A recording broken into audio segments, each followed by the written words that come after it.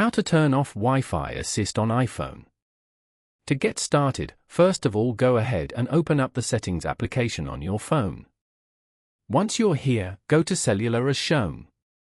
From here, you can find out how much data you're using, set data restrictions, and manage carrier settings such as eSIM and Wi-Fi calling.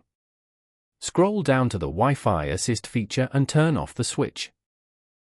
This feature automatically switches from a weak Wi-Fi connection to cellular data to maintain an uninterrupted internet connection. It helps users stay connected even when the Wi-Fi signal is poor, but it can also lead to increased cellular data usage. You have now successfully turned off this feature. Following these steps, you can easily turn off Wi-Fi Assist on iPhone. Thank you for watching. Please leave a like if this tutorial helped you, or leave a comment below if you have any questions related to the video.